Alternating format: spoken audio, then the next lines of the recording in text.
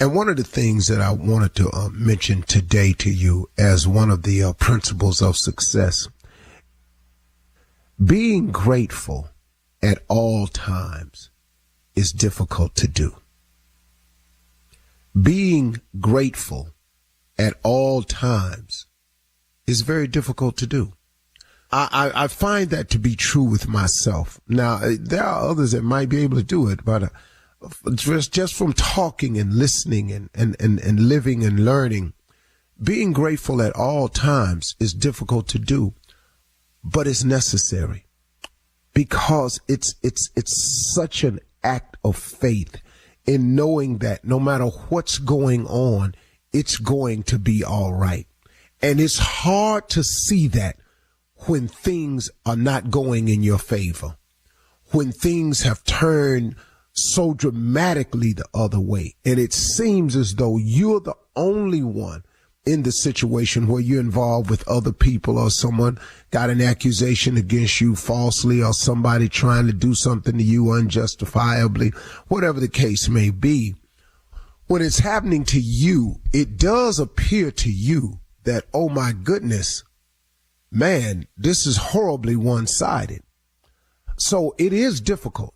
It is hard to do, to be grateful at all times, but it's so necessary.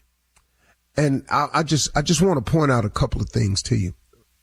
First of all, the difficulty in being grateful in hard times is that, number one, the present circumstances oftentimes is just so pressing and so overwhelming that a lot of your energy is devoted to trying to come up with the solution for that, or trying to muster the strength to weather the storm, or trying to just brace yourself to try to get through it. And in doing that, it's hard to be grateful.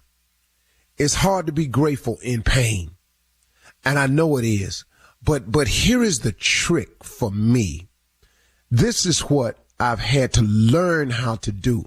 And I guess it takes practice to get here. It's not nothing you just start doing right away. You got to practice it in small increments to really get it.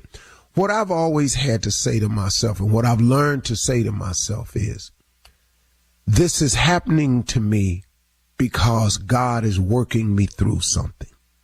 This is happening to me because it's some form of test that I have to pass in order to graduate to the next grade, in order to be allowed to move to the next level.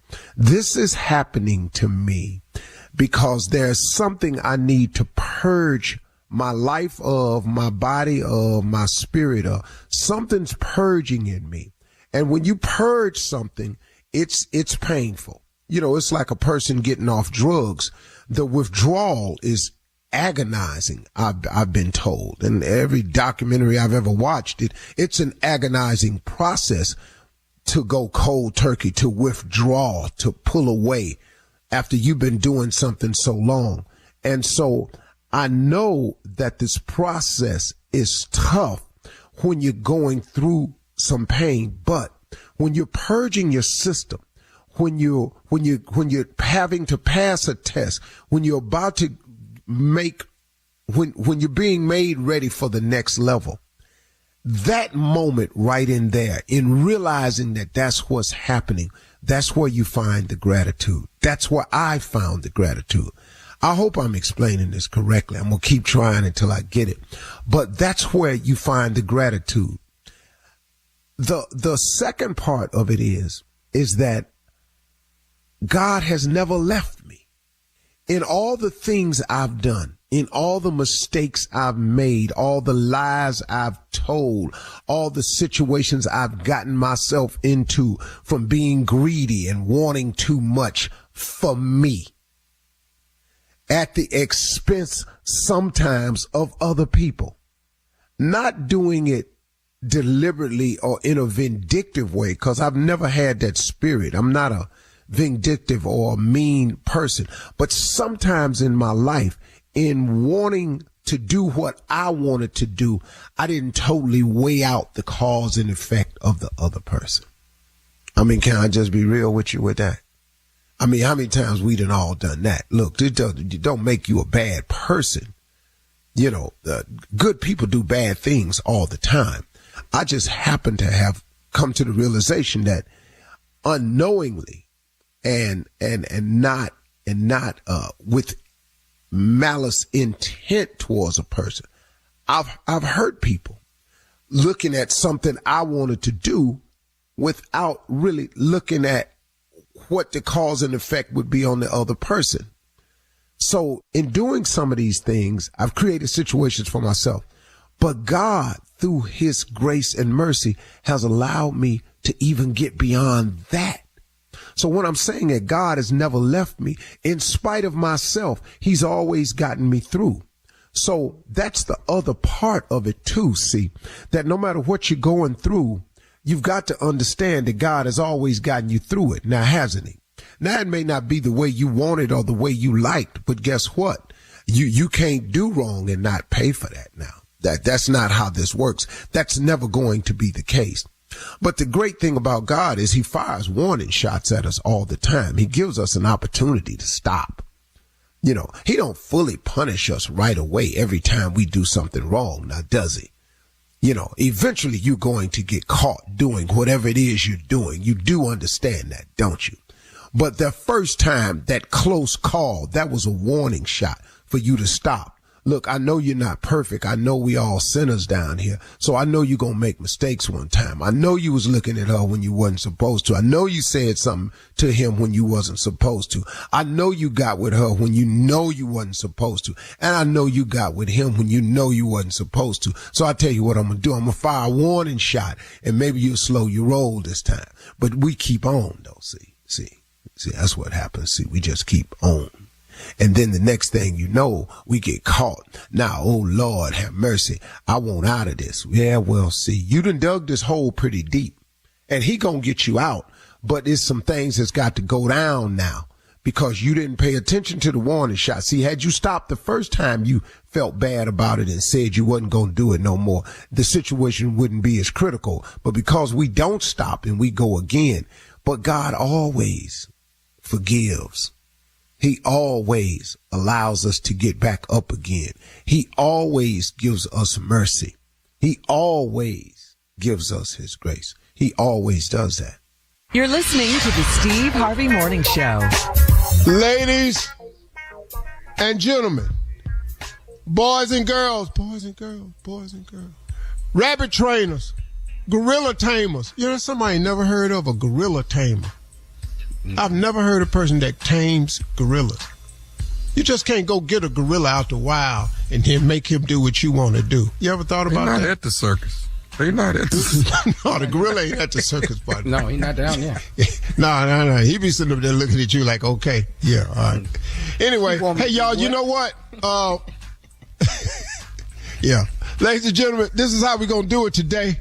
We're going to say thank you for this opportunity, for another day in the land of the living, for another day of prosperity and promise, hope and faith. Now, there might be some challenges, but I'm counting on the fact that you've gotten me through all others. I'm expecting you to get me through this one. I'm expecting some great things from God today.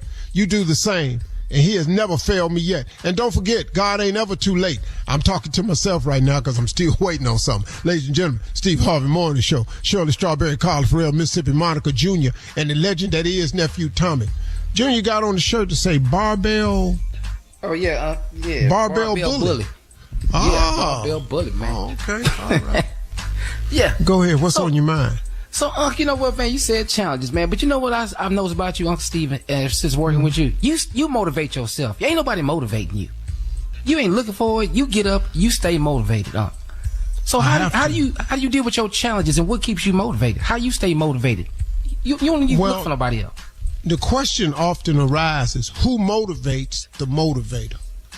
And all I can tell you, man, is I have a track record of proven success in the face of all adversity and failures. I have a proven track record. And I have to go back to that often when I'm going through something. Like right now, I'm going to give you an example. I'm going through something, man. And if the average person was going through this, it'd be a real situation. But because I have a track record of times that he's brought me through in the past, I oftentimes, as a motivator myself, have to go back and review the track record and realize there's a couple of things that come into play. We've all heard this. I don't believe he brought me this far to leave me. That's a true statement, man, because he's shown it to me time and time again. So right there, I just don't believe God brought me this far to leave me. It may look cloudy. It may look dark. It might even look like it ain't gonna happen. And it might not happen the way I want it. But whatever he got in mind so far has been pretty good. And I'm just going to wait, trust in his timing, and go on and get through it. Now, is it uncomfortable? Yes, it is. The stanza says, yea, though I walk through the valley of and the shadow of death, I will fear no evil. That don't mean you ain't scared. It's just you going to face the fear. All right. I'm going to walk through the fire and not be burned. It ain't saying it wasn't going to get hot in there. It just said you ain't going to get burned. It's going to get hot, though. Coming up at 32 minutes after the hour, we'll hear from the nephew as he runs that prank back right after this. You're listening to the Steve Harvey Morning Show. Hi, this is Shirley Strawberry, and I don't know if you know this, but I love my job. I love working with Steve and Tommy and Junior and Carla and Monica and Dave, of course. I love all those guys. We have a great time at work every day. Well, if you're a business owner and you want to hire experienced employees who love what they do too, where do you find them? Could be a question you have. Well, ZipRecruiter is the answer. ZipRecruiter's technology shows your job to qualified candidates immediately, and ZipRecruiter's smart technology finds top talent fast. Go to ZipRecruiter.com/strawberry to try it for free. That's ZipRecruiter.com/strawberry. It is time now to run that prank back with the nephew. Nephew, what you got for us this morning? We're going to run it back, Shirley. We're going to the cemetery. Now, what you do when you get in the cemetery, Shirley, you go down there, you get to this big oak tree, and you make a left. You make a left right there. Now, then you go down to Mr. Williams' burial. When you see that, turn right up the side of that and make a right, and then go down about 5-6 bodies. What are you doing, Tommy? The problem is you gave the wrong directions to my sister's grave. Okay. Well, how do I know what Mr. Williams' grave site is if I don't know? Exactly. You got to go to that tree. When you get to that tree, you make a left. Left. I got it. Okay. Left, right. You're going to see that big oak tree. Everybody don't get to be under the big oak tree. Okay. So some people out there in the daylight, way out there in the heat. But when you get to the oak tree, turn left. Go out.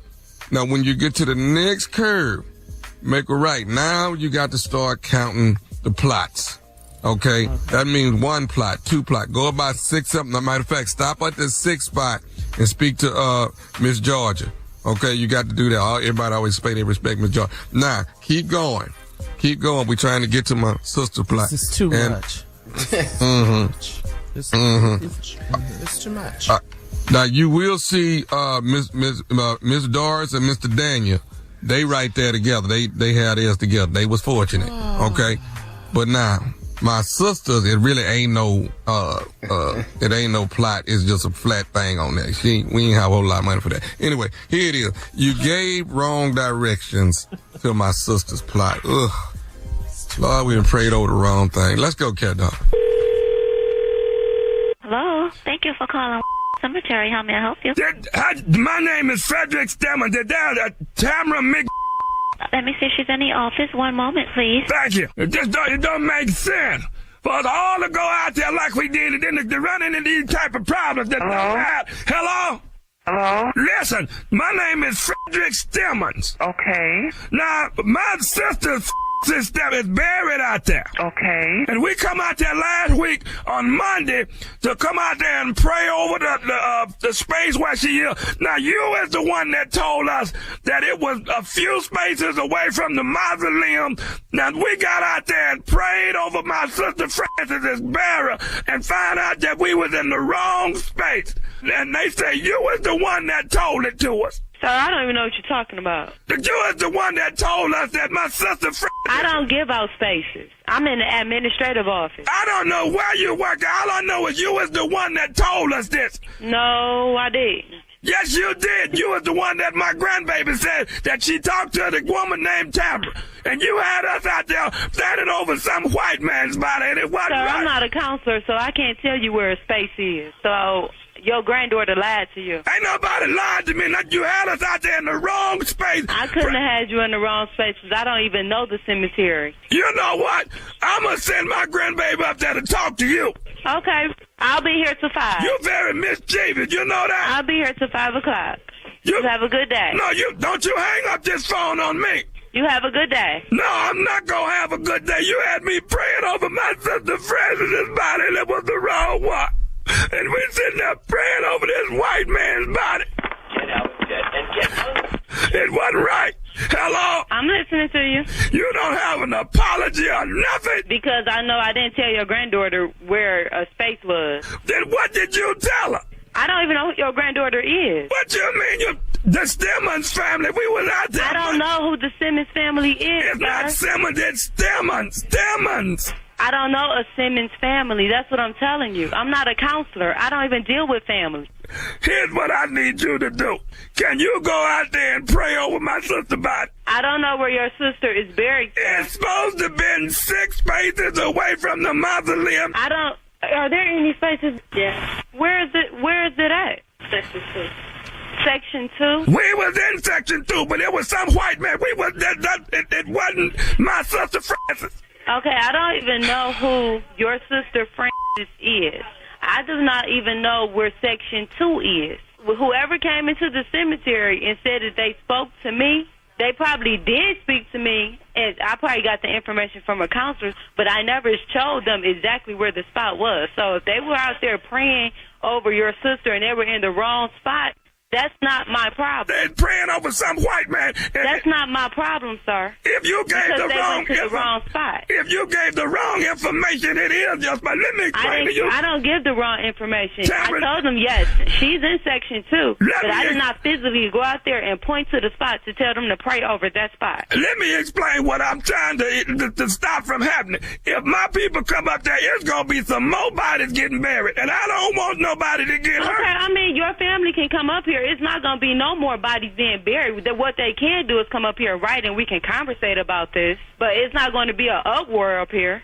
I want you to go out there and you pray over Francis's body. I'm not going out to pray over nobody's body. It's not my family member. I didn't tell them the wrong information. Do you love the Lord? Do you love the Lord? I dearly do. Then you ought to have some sympathy. I want you to bow your head right now. No, I'm going to end this conversation because I have other work to do. Now, if they want to come in and talk to me, I will be here until 5 o'clock. Can I say one more thing before you go? You can say one more thing and I'm ending the call. Okay. This nephew Tommy from the Steve Harvey Morning Show. You just got pranked, baby.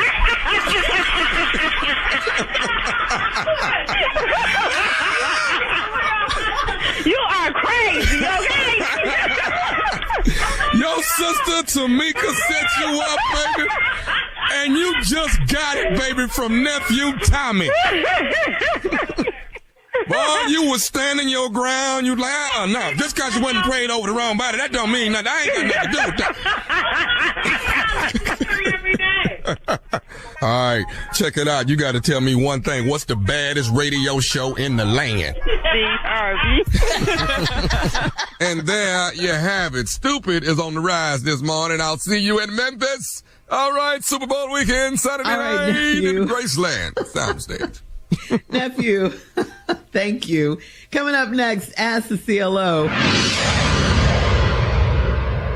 Did you know you can now buy a Hyundai on Amazon? The same place where you order yoga mats, a toothbrush, and pretty much everything else. All from the comfort of your home. Just locate a nearby dealer, pick your color, your options, check the price, and with a few dotting of some I's and crossing some T's, voila. Your Hyundai is ready for pickup. It's that easy. Visit HyundaiUSA.com for more details. Limited availability. Pickup through participating Hyundai dealers in select markets.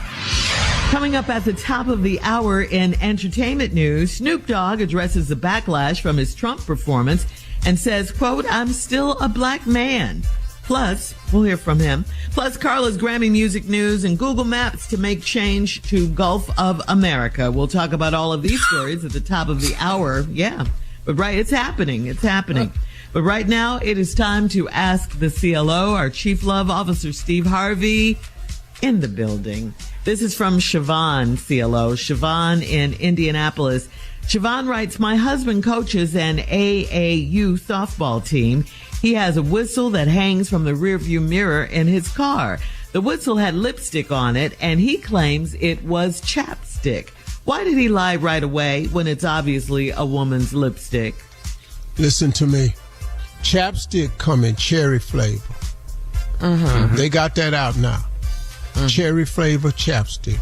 Protect him, Steve. Thank you. That's what. I'm just saying that is that not true? Is chapstick come cherry flavor?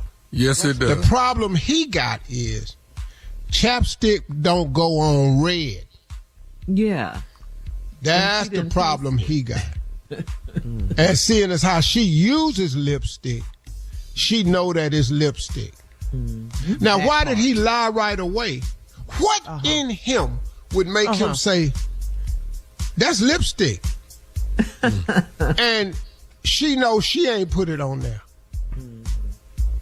Well, now, the reason it's got lipstick on it is because I had it around my neck and I was coaching, and one of the parents, this lady, come up here and said, you just letting them do what they want to do to my son. You don't know how to work this whistle? This how the whistle works. And then blew it.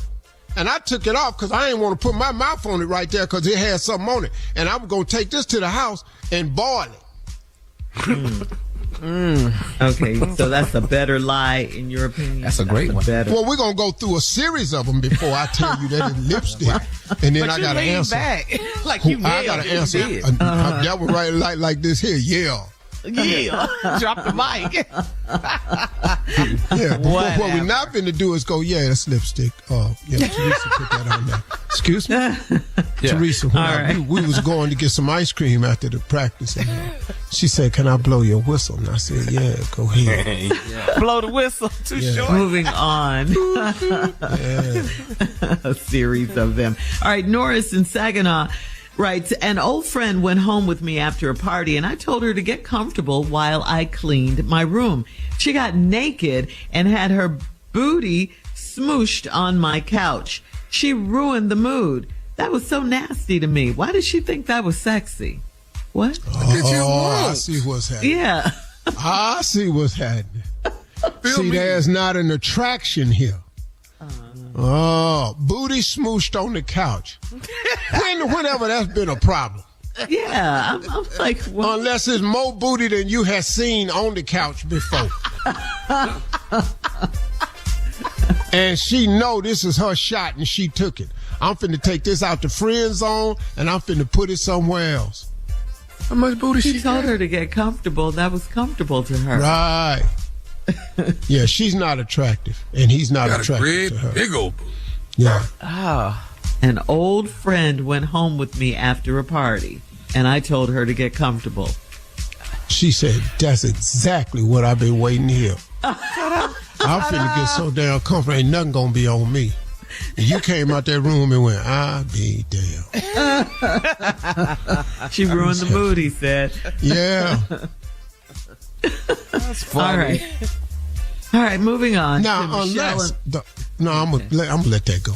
Go ahead. It could have worked. What were you gonna say? Unless what? Well, unless he was in there to clean up his room because they was gonna stay in there, and he's a germophobic freak, and came out and the booty was smooshed on the couch. Then that right there, because he did say it ruined the mood, so maybe he was planning on doing something with her because they more than old friends, they friends with benefits. And then he's, germophobic. We had one of them on the show. Get their mood room and some dirt on something. But no booty smooshing going on. I'm gonna tell you right now, I ain't finna ruin my Monday. But don't worry about that damn couch. I'm not finna let the fact that you naked to ruin the mood. What does that mean cleaning the room up for? Yeah. Right. Okay, I want to straighten that part out. All right. Thank you, CLO. Glad you got that one together. All right. Michelle in Fort Worth says, my man wrote me a song and he sang it a cappella at my birthday party. My 12-year-old twins laughed the entire time and some of my family members left the room. It didn't even faze him. How do I tell him he sucks without hurting him? No. He ain't see them people leaving. Cause let me tell you something. Cause them 12-year-old people, they didn't have nothing for that. They was over there hollering. And it's an original song. Yes, he wrote it and sang it. When I first saw you at the Baskin Robbins, and you had on a purple dress, I was sitting there wanting to buy your ice cream. But then you started making a mess. Boo, the twins, boo. They're laughing. And then you ordered sprinkles. And I wanted some too. And now I look up and here we are. Worst song you ever. With me and I with you. All right. Happy birthday, baby. Happy birthday. I love you, baby. Happy birthday. He lucky I wasn't there. What would you have done, Steve? I'd have been knocking stuff off. I'd have been raking stuff off the table laughing. Because I like people to know I'm laughing. On the floor. Right. Oh, just raking condiments out on the floor. Ain't no silverware, nothing on my, I'd have cleared my table. All right. This is the last one. Celestine in Pensacola. Celestine writes, my brother-in-law texts me often to ask about commercial properties because that's what I specialize in. I always mention the correspondence to my husband because he gets jealous easily. Why doesn't he trust me with his brother? I don't know, your husband could be just insecure. Insecure men ain't got no boundaries. Insecure is insecure. My brother, your brother, brother-in-law, it don't matter. It doesn't matter, huh? He don't want nobody talking to you. He insecure. He can't believe he got you. Oh. He can't believe you ain't left yet. He can't believe she's still there. Yeah. So anybody talking to you is a damn potential threat. It's a bunch of men Even like his that, too. brother. Man. It's a bunch of men. She gonna compare me to somebody, and I'm gonna be, that's what it is, man. So. What does he say in the morning when he looks over there at her? God. Man, baby. Wow. Thank you, Jesus. I just say thank you, Jesus. Baby hair. Okay. He's singing Hall & Oates every morning. And Sarah Smile. Coming up at the top of the hour, we'll have some entertainment news for you right after this. You're listening to the Steve Harvey Morning Show. Well, Snoop Dogg had previously been a vocal critic of Trump, but appeared to switch sides and said he had, quote, nothing but love and respect for Trump after his pardoning of Michael Harry O'Harris, the founder of Death Row Records, who was in prison for drug offenses. In the wake of the controversy of his performance at Trump's crypto ball, Snoop shared a video to Instagram in which he was seen smoking and enjoying Ain't No Need to Worry by the Winans and Stairway to Heaven by the OJs. Snoop said, quote, y'all can't hate enough. I love too much, he said. Get your life right. Stop worrying about mine. I'm cool. I'm together. Still a black man. Still 100% black, all out till you ball out or till you fall out. He added, I ain't going nowhere. I'm right here. I got that.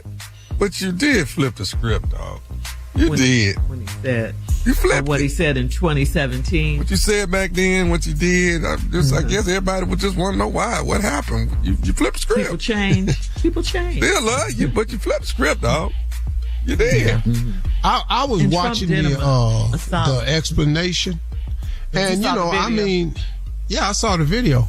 I'm excuse me for sounding, square or whatever, but you can't be smoking weed while you explaining what you did to me, because I thought what you did was because you had smoked some weed. See, and which is just showing me that weed smoking makes you very unreasonable. That's my takeaway. That's your takeaway.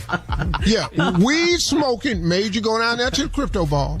Weed smoking made you forget what you said in 2017. And then weed smoking had you making this analogy. I love Snoop. I'm going to keep on loving Snoop. I do too. Yeah. I do too, man. Yeah. Because Snoop is a good dude. It's but hard good to hate dudes, Snoop. Good dudes make mistakes. Yes. Yeah. They do, man. Yeah. They make mistakes. That was a little bit of a mistake. Now, you know, if he said, hey, man, look, he let Harry-O out, I felt like I owed him. Yeah. You know, because I had asked him would he pardon him, and he did that, so I did this. That right there, I walked down the road with you. Yep. I walked down the road with you. Mm-hmm. And, So you know. does he need to explain that, or does his act? No, because he owes us that. No, he don't owe us that. Right. He don't owe us that. He really don't.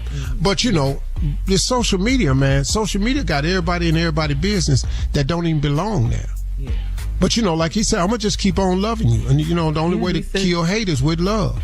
Yeah. And I'm still a black man, and which is true. Mm-hmm. He's still a black man. Yeah. You know.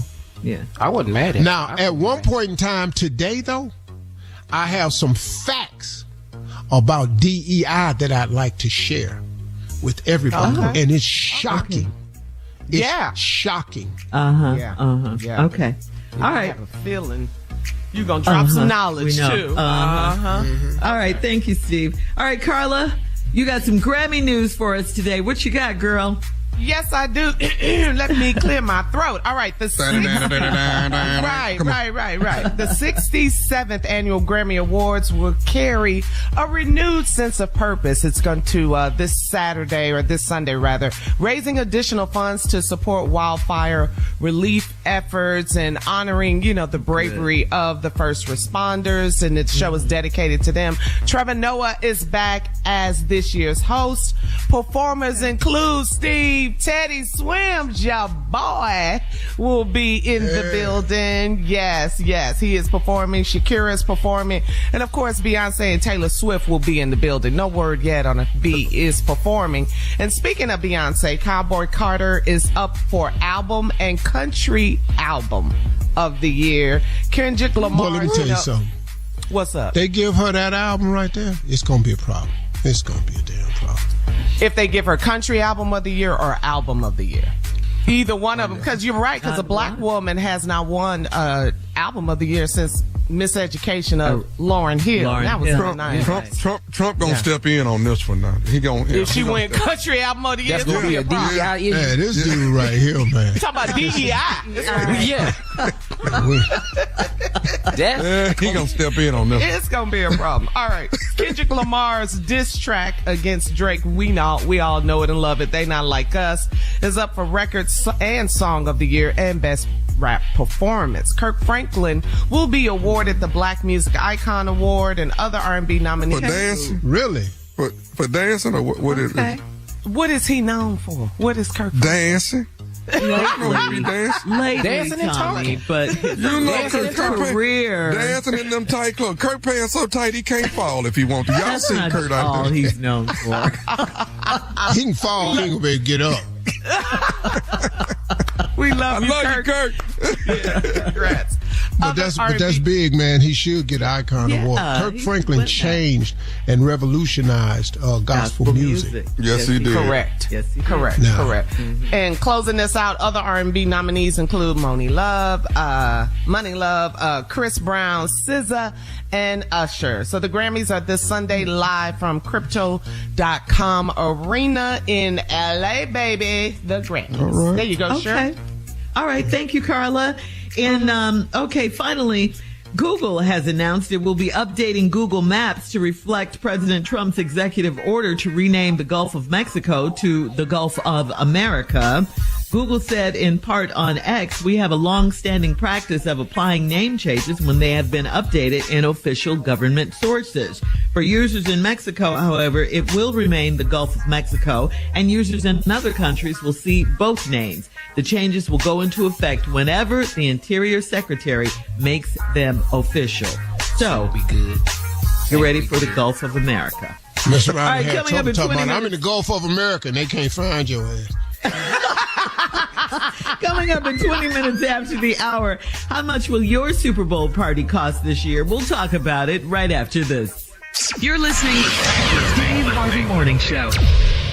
Did you know you can now buy a Hyundai on Amazon, the same place where you order yoga mats, a toothbrush, and pretty much everything else, all from the comfort of your home? Just locate a nearby dealer, pick your color, your options, check the price, and with a few dotting of some I's and crossing some T's, voila, your Hyundai is ready for pickup. It's that easy. Visit HyundaiUSA.com for more details. Limited availability, pickup through participating Hyundai dealers in select markets. Our hearts are broken. There are almost no words. Such sad news for the families of the victims of the American Airlines Flight 5342. Last night in Washington, in case you haven't heard, in Washington, D.C., a mid-air collision near Ronald Reagan National Airport forced the closure of all flights until late this morning.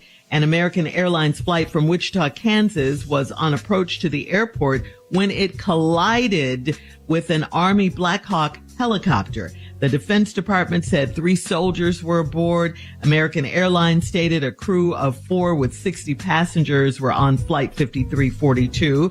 The U.S. Figure Skating's communications director said several athletes, coaches, and family members were aboard. The debris field spread across it was cold. The Potomac River. First responders and dive teams are still in active search and rescue effort. Wow. Now, yeah, this is just so sad. It really, really is. Overnight, several bodies were pulled from the river. A large death toll is expected. The White House quickly released a statement saying thank you for the incredible work being done by our first responders. Defense Secretary Pete Hegseth confirmed that his department and the Army have launched an investigation. And of course, our deepest condolences go out to the families. There is a vigil later to be held in Wichita today. This plane was almost landing. It's almost to the ground. Yeah, it was the plane was landing. Yeah. It's just really, really sad because, this just happened last night. So there are just multiple reports and speculations. And according to ABC News, the air traffic controller warned the helicopter. Have you spotted the CRJ is what they call the particular aircraft. But why is the helicopter there?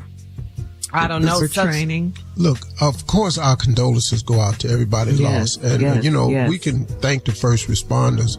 I'm not even sure at the rate they're talking that this is a life-saving mission anymore as opposed to a recovery mission. Yeah. But with that being said, you better believe there are going to be a lot of questions asked because of all the things I've seen, air traffic control did their job. That's the way from all reports I'm hearing, air traffic control did their job. But there's a lot of holes in the communication between them and the helicopter pilot. That's really sad. Yeah. It's really sad. Investigating. They're investigating. You got people on social media with all kind of theories, and then people that used to be pilots, and they're saying too that the air traffic controllers are not experienced like they used to be. There needs to be constant communication. So they're saying it's just like you said, a thorough investigation needs to happen to see why this fatal crash. Yeah. And again, our condolences going out to everyone involved. All right, we'll have more of the Steve Harvey Morning Show right after this. You're listening to the Steve Harvey Morning Show.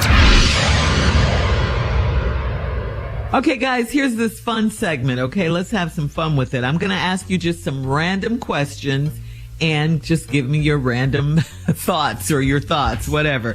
Here's the starter. What was your first getting old moment when you just knew it? Okay, all right. Getting old. First getting old? Your first getting old moment. Them glasses. I had to get these glasses. Boy, you better talk. You better talk. Can't see nothing. That was your first. Junior, you want to share yours? Oh, absolutely. He doesn't wear glasses, Steve. He doesn't wear glasses. My getting old moments have been walking into that kitchen, don't know why I'm in there, and then leave and go back in there and still don't know why I'm in there. Steve, why are you looking at Junior like that? We all have those. Say one morning when he put his headsets on. I knew it. We hate you. That's what I was going to say. I'm going to tell you when I had one. I was hosting NFL honors out in L.A. at SoFi Arena when the stadium was first fitting to open. And I got through and I was done with my segment. And I had on a leopard jacket, I had a zebra jacket, something. And I had on some boots. And I was on that field and I said, wow, man. And I said, I'm going to run to the 50-yard line. Oh. I took about 8 steps. Every muscle in my leg cramped up. I pulled hamstring, calf muscles. I said, whoa, whoa. You can't just break out running no more. Now you got to lay down on a table and have a whole stretch session. I went, you know, that wasn't the first time, but that's when I really realized, hey, dog, you can't just break out, start trotting no damn well. You're not 25 anymore. All right, what do you hate most about your neighbor? What do you hate most about your neighbor? These are random questions. It's fun random questions. I don't have a bad neighbor. I don't hate my neighbor. My neighbor cool. You got to have a cool ass neighbor. You ain't got no fence. What about got to get along with your damn neighbor.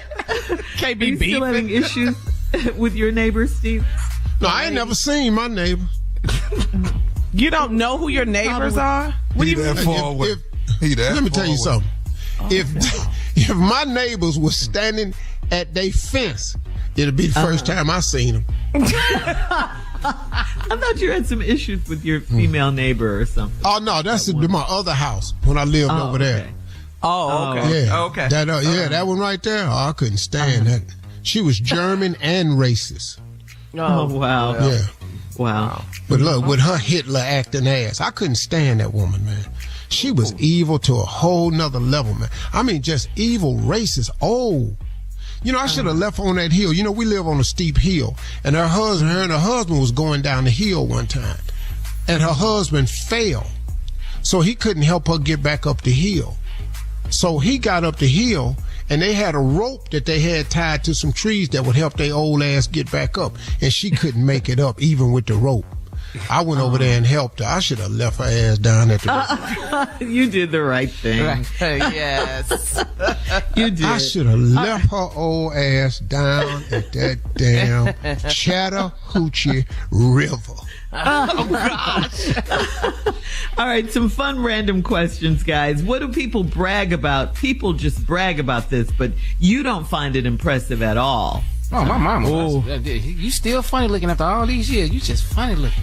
Like my own mother, the woman that birthed me, says this to me.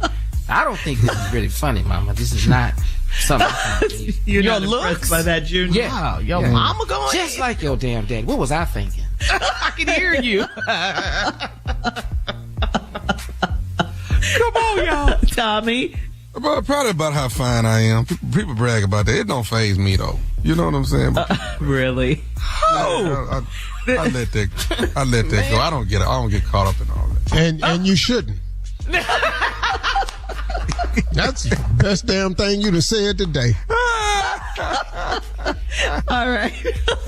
Thank you, guys. Coming up next, it is the nephew. The people brag how fine he is with today's prank phone call right after this. You're listening to the Steve Harvey Morning Show. At the top of the hour, right about 4 minutes after, it's my strawberry letter for today. And the subject is, do I need to choose the sure thing?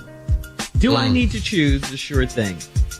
We'll get into that a little bit later, find out what that's all about. Because right now, the nephew is here with today's prank phone call. What you got for us, Neff, today? All right, Shirley. Now, everybody has one. All right, whether you believe it or not, everybody has one. Now, those of you that are on your way to work this morning, if you're riding in the car with your wife, if you're riding in the car with your husband, what you need to know is everybody has a work spouse. A work wife, work husband. Everybody got one. Everybody got one. I'm just telling you. I'm telling you. They do, Carla. They do. Everybody got one. And they, you know, and trust me, it's dysfunctional just like the one at home. It is. It's just as bad. Oh my God, it's just as bad. But this right here is called the work husband. Okay? The work husband. All right? Brace yourself. Let's go, cat dog. Hello? Hello, I'm trying to reach Gary. Who is this? Hello? Who is this? Hey, this is Tony, man. I work with your wife, Pam. Is she all right? Oh yeah, she's fine. She's fine, man. I'm one of her coworkers, man. I wanted to reach out to you. You know, I've been working with her quite some time. I'm kind of like what they call a work husband, man. You may have heard her mention me before, Tony. Wait. Back up. Because I may be a little asleep. What? Did you say a husband? No, nothing like that, man. There ain't but one husband here. Okay, no, I got that. I'm her work husband. You know, like it'd be just something playful at the job. They be saying playful at the work. What are you talking about? Well, you know, just something, you know, playful. They be saying, you know, when you hang around somebody a lot, they say he's your work husband or your work wife, you know, something like that. But nothing heavy at all, man. Oh, all right. What's up, man? I mean, what's up? Well, I was calling, man, trying to ask you, how long have you and Pam been married? Wait, what's your name again? My name is Tony. Oh, okay. We've been married about 8 or 9 years. I mean, what's up? How long do you if you don't mind me asking, how much longer do you see y'all being married? I kind of do, mind you. Okay, what? Hold up. How'd you get this number again, man? I got the number out of Pam's phone, man. I wanted to call you myself. Whoa! Back up. Out of my wife's phone? Yeah. Dog, I don't even answer. Hold on. Whoa. Why are you in my wife's phone, man? No, dude. I mean, I just got it off her desk, man. I wanted to you know, I wanted to reach out to you, man, and kind of have like a private conversation with you. That's all. For what?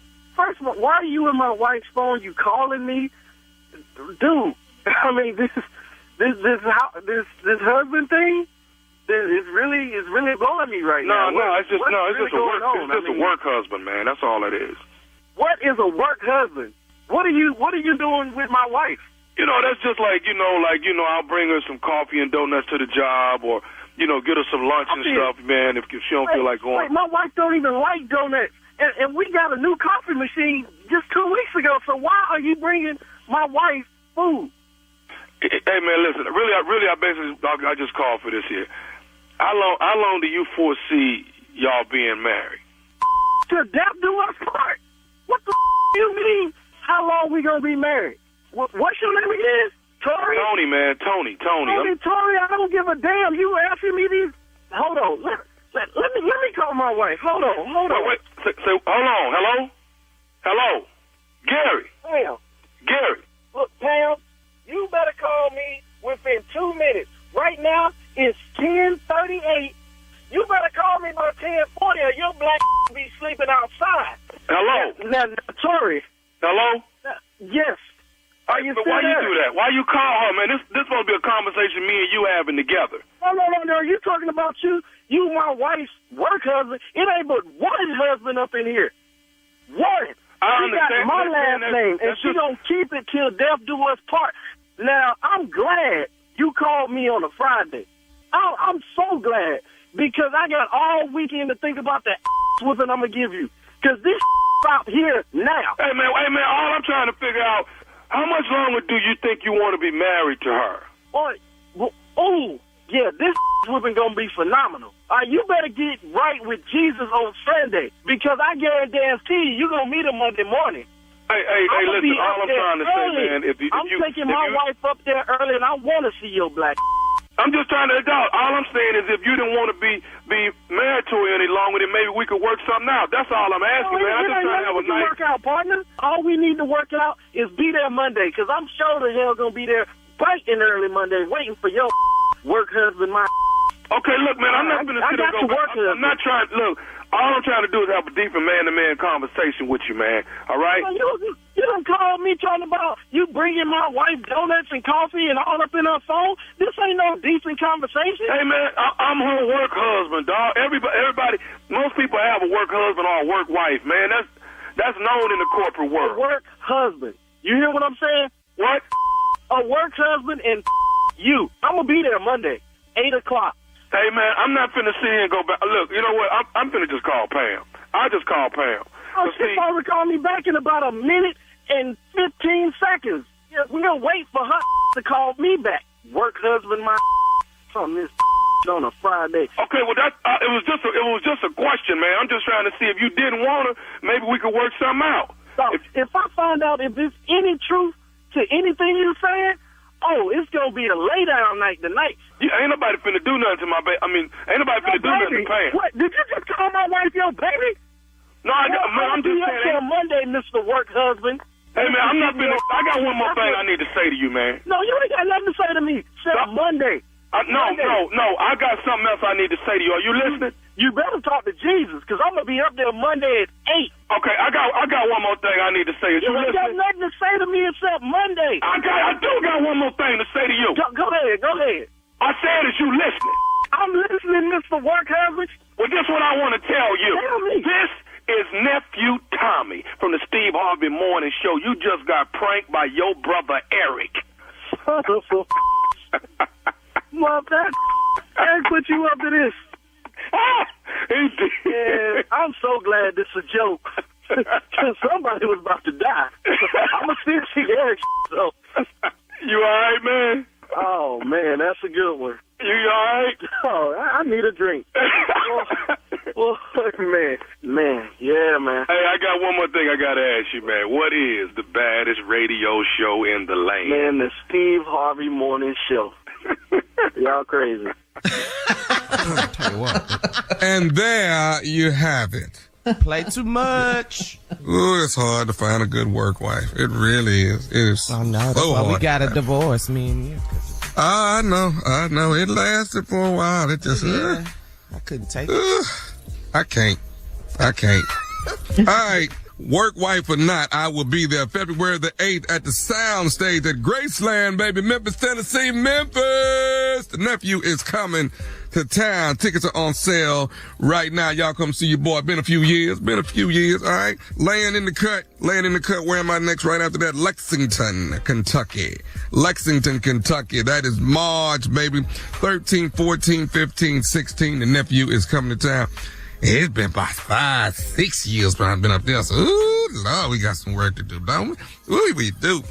April, Charlotte, North Carolina. That's April 4th, 5th, and 6th. Get ready. And April 19th, Jacksonville, Florida. They're calling it an evening with Nephew Tommy. An evening with Nephew Tommy. Well, I have a ride. When you get an evening, Lord. That's big. I love it. That's it. That's my calendar for right now. All right. Thank you, nephew. Coming up next, the Strawberry Letter, and it says, do I need to choose the sure thing? That is the subject. We'll get into it right after this. Hey, this is your girl, Shirley Strawberry, and according to research, a major challenge that many employers face is the pressure to hire fast. Well, if you're an employer who can relate, ZipRecruiter has figured out how to solve this very problem. Its smart technology finds qualified candidates quickly. ZipRecruiter is the hiring site employers prefer the most based on G2. You can invite top candidates for your job to apply. Go to ZipRecruiter.com/strawberry to try it for free. That's ZipRecruiter.com/strawberry. You're listening to the Steve Harvey Morning Show. It is time now for today's Strawberry Letter, and if you need advice on relationships, dating, work, sex, parenting, and more, please submit your Strawberry Letter to steveharveyfm.com and click Submit Strawberry Letter. We could be reading your letter live on the air, just like we're going to read this one right here, right now, and you never know, it could be yours. It could be yours. Buckle up and hold on tight. We got it for you. Here it is, Strawberry Letter. Thank you, nephew. Subject, do I need to choose the sure thing? Dear Stephen Shirley, I'm 30 years old and pregnant with my first child. The father of my child cheated on me, so I broke up with him 5 days before I found out that I was pregnant. I was so angry with him that I didn't even tell him I was pregnant until last month. I've been dating a man that's 37 and he has a daughter from a previous relationship. I told him that I'm pregnant the first day we met, and he said he loves kids and he hopes it's a boy because he wants a boy. He's bought everything my child needs, from the crib to all of the diapers, and we've only been dating 4 months. He was the one that encouraged me to call the father of my child and tell him that I'm pregnant. He drove me to my ex's job and sat in the car. When my ex saw my little belly, he broke down and cried. He apologized over and over for cheating on me and missing out on my pregnancy. He was low-key mad that I didn't tell him months ago, but I told him that's on him for being a cheater. I told him that I have a boyfriend and my boyfriend is prepared to be the daddy. That's when he tensed up and told me that my boyfriend won't be raising our baby.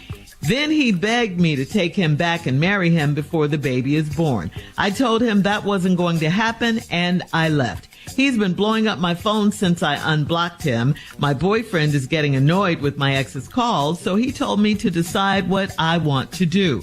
He said he will understand if I want to be with my ex, but I'd lose him and he really cares about me. Do I stay with my boyfriend or should I give my ex another chance? Of course, only you, can answer that, of course.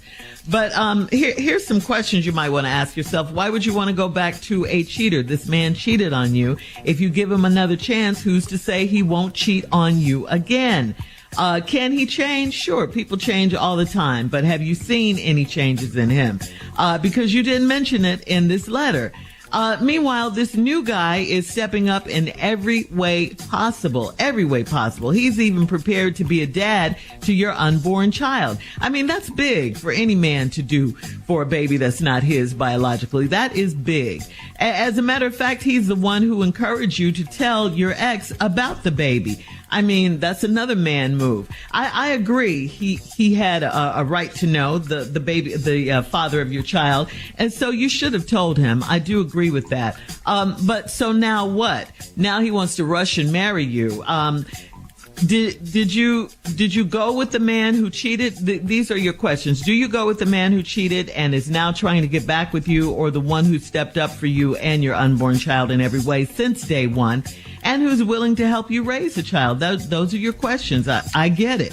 I say bet on the sure thing, the man who has shown you who he is, that man. The biological dad can co-parent with you. He can get court-assigned visitation and pay child support based on his income. That's my answer to you. Go with the sure thing. Steve? This letter really is a little challenging. This letter is deep, man. This is crazy. Yeah. I mean, if you look at this, man, this letter got some twists and angles, and I wasn't really ready for this. You're 30 years old, pregnant with your first child. The father of your child cheated on me, so I broke up with him 5 days before I found out I was pregnant. But I was so angry with him that I didn't even tell him I was pregnant until last month. Okay, now, you wrong for that. And the only reason you told him you was pregnant last month, a month ago, was because we'll find out later in that letter that this man told you to tell him. I've been dating a man, he's 37. He's got a daughter. I told him I'm pregnant the first day we met. He said he loves kids and he hopes it's a boy because he wants a boy. Wow. This dude's special, lady. This dude's special. Yeah. He bought everything my child needs, from the crib, all the diapers. We only been dating 4 months. He was the one that encouraged me to call the father of my child and tell him that I'm pregnant, because he's a man's man. You know what I mean? That's the right thing you should have done. He drove me to my ex's job and sat in the car. When my ex saw my little belly, he broke down and cried. Okay.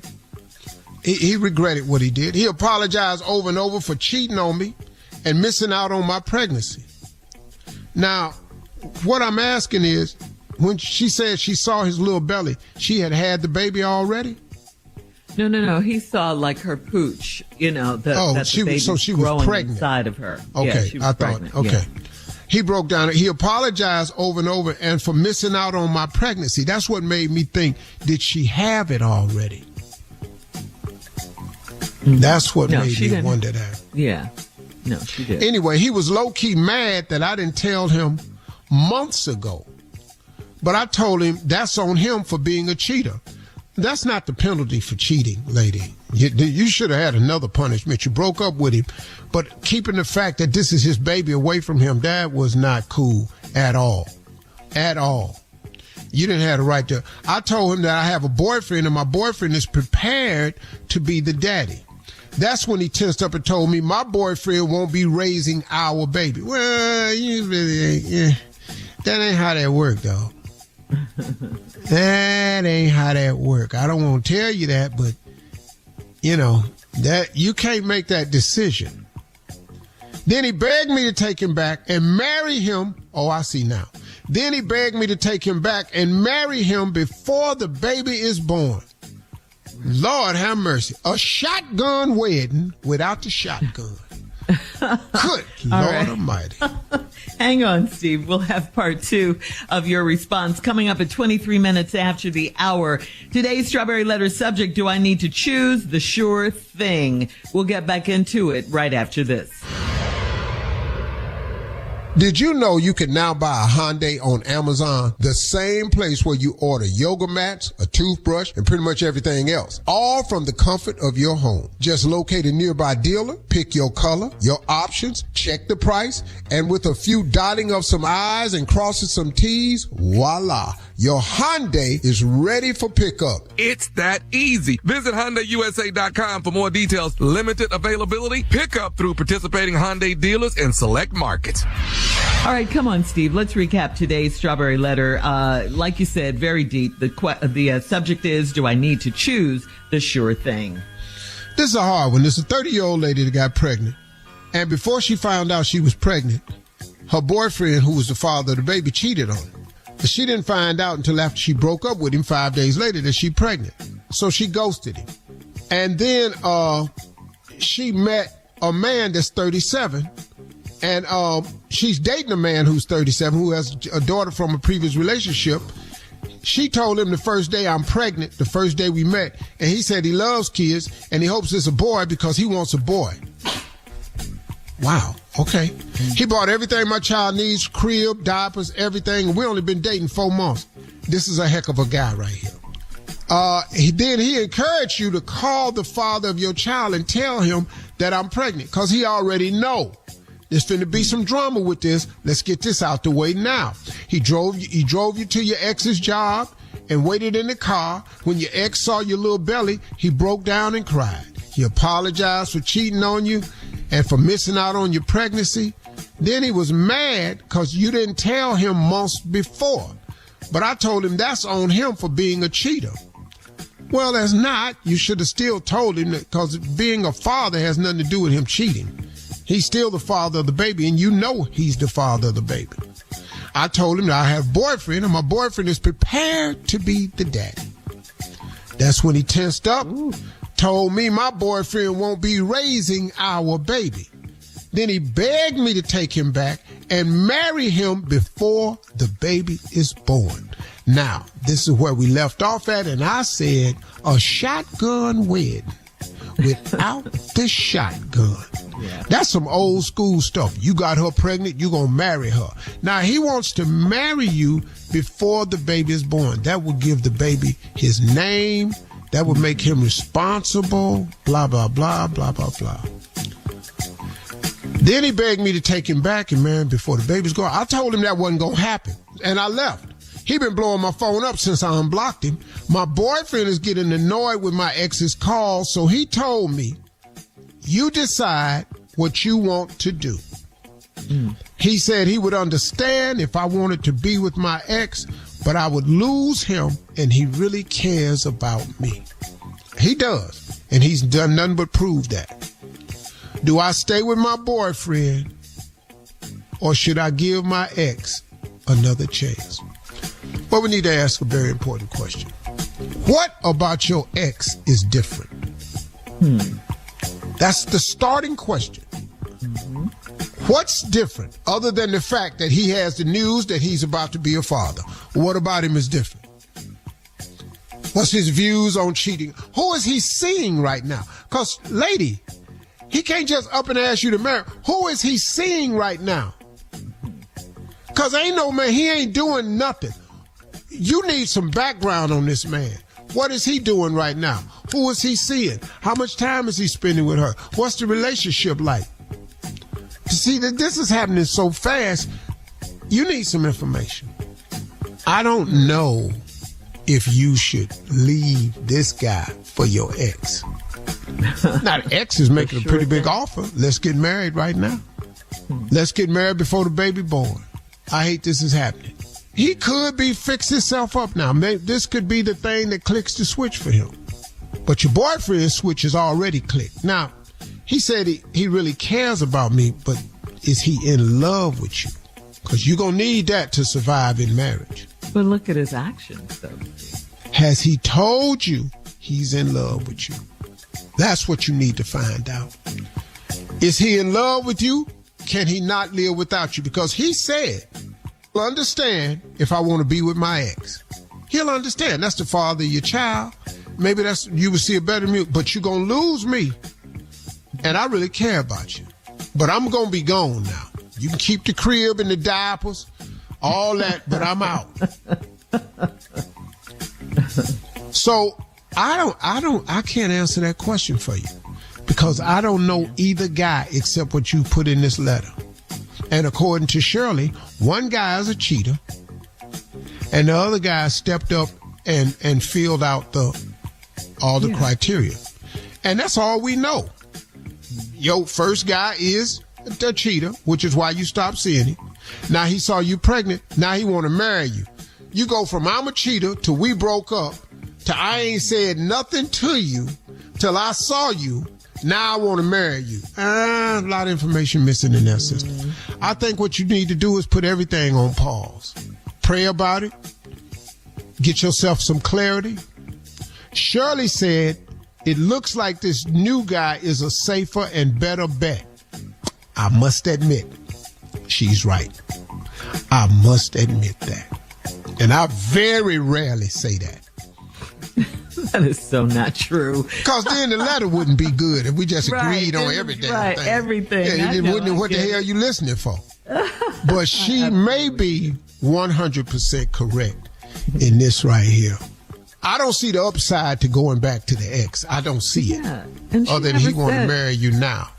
Yeah, if he changed, how has he changed? She never gave us any examples of that. All right. Post your comments. Thank you, Steve, on today's Strawberry Letter at steveharveyfm.com, on Instagram and Facebook, and check out the Strawberry Letter podcast on the free iHeartRadio app. Free never sounded so good. You can download it today. Now, coming up at 46 minutes after the hour, we'll have more of the Steve Harvey Morning Show right after this. You're listening to the Steve Harvey Morning Show. Hi, this is Shirley Strawberry, and I don't know if you know this, but I love my job. I love working with Steve and Tommy and Junior and Carla and Monica and Dave, of course. I love all those guys. We have a great time at work every day. Well, if you're a business owner and you want to hire experienced employees who love what they do too, where do you find them? Could be a question you have. Well, ZipRecruiter is the answer. ZipRecruiter's technology shows your job to qualified candidates immediately, and ZipRecruiter's smart technology finds top talent fast. Go to ZipRecruiter.com/strawberry to try it for free. That's ZipRecruiter.com/strawberry. It is time now for Junior and Sports Talk. What you got, Junior? Well, Shirley, the Jacksonville Jaguars have a new head coach. His name is Liam Cohen. He was the offensive coordinator for the Tampa Bay Buccaneers, working with Baker Mayfield, but now he's the head coach of the Jacksonville Jaguars, and he had an awkward moment. I don't know if he knows what goes on in Jacksonville, but this is not how you come into Jacksonville. It's Duval. Let's just hear. Go ahead. Duval. Jacksonville, the community. Duval. What the was that? Oh, we're losing every game next year. We saw that clip on Lil Duval on his IG page. Love it. He got work to do. Duval. He's calling them out. You're going to have to know your community. You got to get in the community, buddy. The emphasis is on the front part, not the back. Right. It's the front.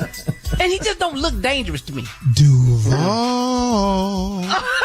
Come out, wherever you are. Exactly. Warrior. Sounds like. Warrior. What did you say earlier, Unc? It's not a what? Yeah, it's not a song, it's a chant. Yes. Duval. It's Duval. It's hard. Hope he can coach, though.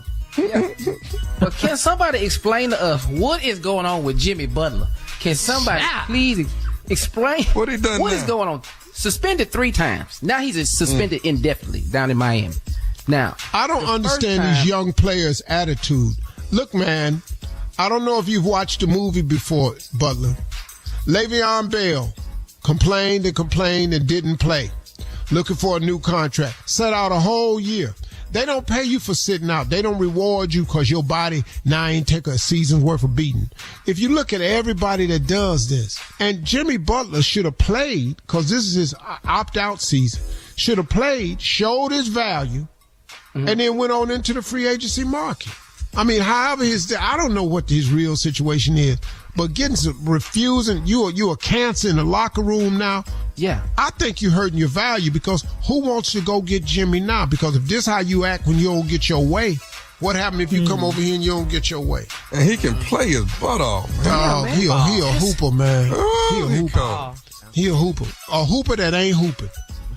it's suspended. Does he have a what shirt? Agent. These young cats do this stuff on social media. They don't care nothing about that. Coming up at the top of the hour, a woman on social media needs your advice, Steve, about a coworker who won't stop the terrible singing. We'll talk about it right after this. That used to be you, Shirley.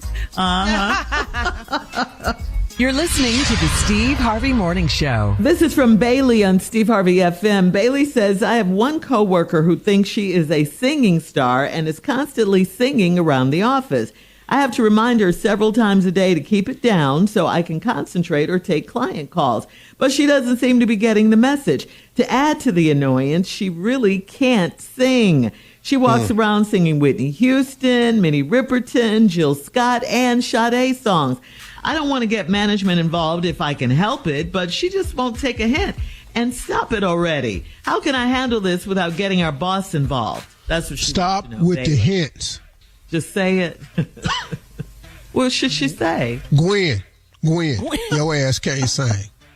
Just come right out with it. Because her name Gwen. All these old ass artists, Sade, Minnie Riperton, singing Nita Baker, Gwen. I'm going to just tell you, baby, you don't sound good.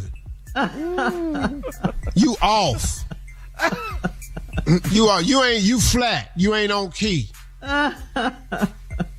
Wow. Stop with these hints. We had to do it to Shirley. And it worked, and she don't sing no more. Eventually it worked. And because, after a while, Shirley can't take a lot of criticism. But Shirley was singing Whitney, too, just going to the top of the food chain. Whitney. Here she goes. Well, it sounded good to me, though. It sounded so good to me. I didn't understand how you guys weren't feeling it. Weren't feeling that, yeah. Steve sings all the time. Well, I don't give a damn. See? So that's different between me and you. It ain't that I think I can sing. I'm going to sing. Because I feel like it. It ain't got anything. This ain't lady at work. Yeah, hey, this ain't for a round of applause. I already know I ain't going nowhere with this. I knew that when I was 9. You're not going to make it as no singer. Get your ass some jokes and go on about your business. Mm-hmm. So how should she handle it? She doesn't want to get her boss involved. Just tell her you said. I done told you, outright. baby. Yeah, baby, outright. Listen to me. Gwen, let me talk to you. Now, you walk around the office and you sing a lot. And a lot of people feel that you can't sing. And I'm one of them. And I don't want you to get your feelings hurt by these other people. But they talk about you behind your back. You're not a good singer. Wow. Not knowing your mind, you think you're doing it, but you flat. I hate that for Gwen. I really do. You flat. No, I'm happy for people. You need to know that. I hate that for Gwen. I got a granddaughter that I'm going to have to tell this to. Okay, all right. No, all right. We have time for another one. You can't crush your kids, Steve. All right. We have time for another one. This is LJ. No, but you got to quit asking me to come down here for recitals and stuff. I don't do this here. This ain't what you do. Now, you draw good. Let's do that. You can't they support find that. themselves. We don't give out participation trophies in my family.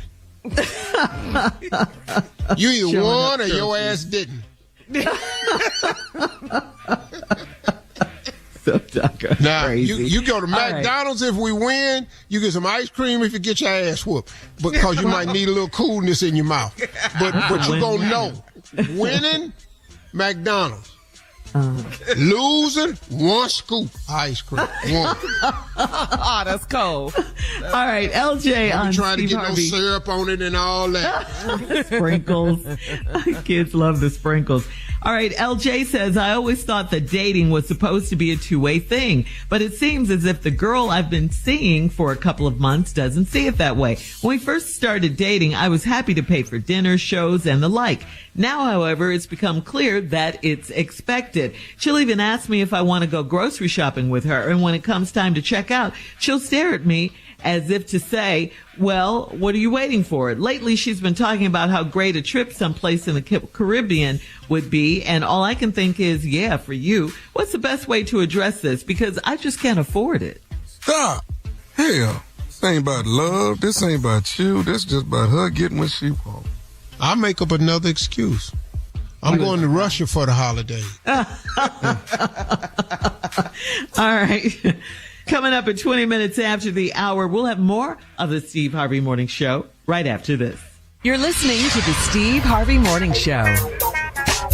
And what a sad story this is. Our hearts are broken for the families of the victims of the American Airlines Flight 5342. If you haven't heard already, last night in Washington, D.C., a mid-air collision near Ronald Reagan National Airport forced the closure of all flights until late this morning. An American Airlines flight from Wichita, Kansas was on approach to the airport when it collided with an Army Black Hawk helicopter. The Defense Department said 3 soldiers were aboard. American Airlines stated a crew of 4 with 60 passengers were on Flight 5342. The U.S. Figure Skating's communications director and several athletes, coaches, and family members were aboard. The debris field spread across the frigid Potomac River. First responders and dive teams are still in active search and rescue effort. Overnight, several bodies were pulled from the river. A large death toll is expected, unfortunately. The White House quickly released a statement saying, "Thank you for the incredible work being done by our first responders." Defense Secretary Pete Hegseth confirmed that his department and the Army have launched an investigation. Our deepest condolences going out to the families. A prayer vigil in Wichita is scheduled for later today. Wow. Whew. This is really, really sad, man. This is really sad. It's heartbreaking. Mm-hmm. And I didn't know it was a mid-air collision until you mentioned it just now. All I saw on the news oh man. Wow. Okay. We'll have more of the Steve Harvey Morning Show right after this. You're listening to the Steve Harvey Morning Show. Did you know you can now buy a Hyundai on Amazon? The same place where you order yoga mats, a toothbrush, and pretty much everything else. All from the comfort of your home. Just locate a nearby dealer, pick your color, your options, check the price, and with a few dotting of some I's and crossing some T's, voila. Your Hyundai is ready for pickup. It's that easy. Visit HyundaiUSA.com for more details. Limited availability. Pickup through participating Hyundai dealers in select markets. It is time now for a round of Would You Rather, guys. Would you rather have another 10 years with your wife or a one-night stand with your celebrity crush? Surely. I love my wife. I can't wait for the rest of my life with my wife. I don't know what you talk about, a celebrity. I don't know why y'all ask these kind of questions. Man, just answer the question. I don't do 10 more years with my wife. But what am I supposed to say? 10 years with my wife. I ain't got no time. Okay. So after I had my celebrity crush, then it's over? What happened? Yes. Yeah, that's a one-night stand. One night? One-night stand, baby. Halle Berry, Tommy. Nia Long. I need more than one night, Carl. I'm going to need more than one night. Okay, a week with your celebrity crush. Now what? And me and Halle butt naked on that balcony. She be at her house outside. Bye, Jack. All right. Would you rather have everyone you know read your thoughts, or for everyone you know to have access to your internet history? No. Yeah, all my internet history. I could care less. Yeah, you can have that. Mm-hmm. Okay. But my thoughts gonna kill. You ain't gonna believe these thoughts gonna crush. Because half the stuff I'm thinking, I can't even Google no way. Junior? No, I'm for me, the people that I have to deal with in my life, I want them to read these thoughts that I be so when they look at me, I can take, that's what I've been saying. Cause your ass need to know how I feel about you. I need them to see this look on my face. This is how I feel every time I gotta bail you out of jail. This is the look, the thought that I have. This is what I didn't want to come down here. No, I didn't. Oh, I'm not bailing nobody out, Junior. You bailing people out of jail? No. Yes, I called you a junkie. I sure did. Said it, meant it. Yep. Need to hit it. All right. Would you rather be the baby class number clown? 9? Would you rather be the teacher's pet? Oh no, clown all day. Oh hey, yeah, you guys were all day.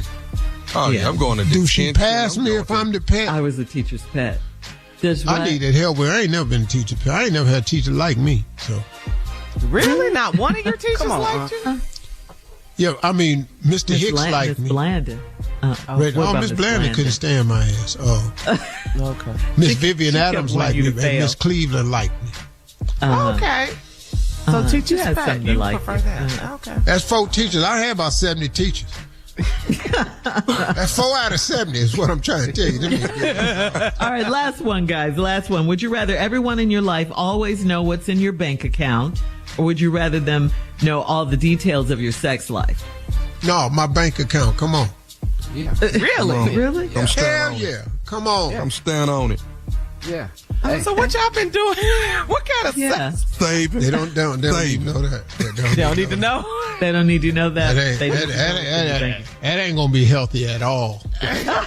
Coming up, thanks guys, in 49 minutes after. It's our last break of the day, and we'll close out the show with the one and only Steve Harvey right after this. You're listening to the Steve Harvey Morning Show.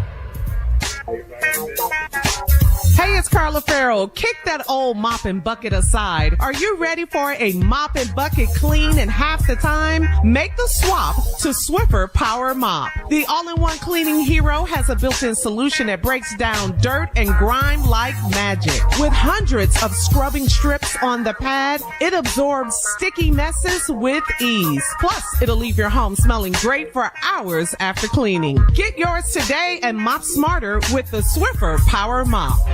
All right, guys, here we are, our last break of the day on this Thursday. And boy, oh boy, 1 week. 1 week with the new president. You know something? These are my closing remarks. It's about something I looked up online under the U.S. Department of Labor. Because I was curious as to who benefits from DEI. Mm-hmm. Because, you know, I couldn't believe that DEI was just for black people. So I looked up in the department, the U.S. Department of Labor, and in the order of participation, in the order of significance, the number one recipient of DEI, the number one benefactor of DEI are white women. White women benefit disproportionately more than anybody else. Because you got to remember what DEI is, diversity, equity, and inclusion, which was a big deal for women too. Now, who benefited the most was because you could, if you hire a white woman, you get to have a white and a woman, but you check off the DEI block. The number 2 recipient is the Hispanic and Latino population. This is in order of relevance within the DEI department. Next on the list was Asian Americans. And after that, the most participated person was Native Americans.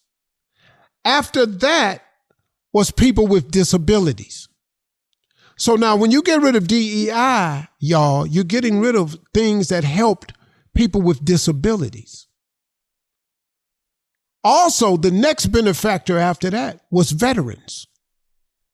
DEI, veterans, because veterans fall under all the color brackets, veterans fall under women, and veterans fall under disability too. They're getting rid of that. People who served our country are going to lose their benefits. The next most benefited group, I don't know the initials. I'm not trying to be, but the LBGT, whatever, however you say it. I'm not trying to be funny. It just LGBTQ. Okay, that community. Plus. Q plus. Oh, okay. That's a plus. That's over with. Y'all can get out of line too. So Asians, veterans, Hispanics, Latinos, you get out of line. They ain't finna do it no more. And then the most least beneficial for DEI programs, Black Americans. Americans was last on the list. Now, what's hurting us are these other things. Civil rights, affirmative action been gone. They're removing Black history from schools. This is directed directly at us. That's directly at us.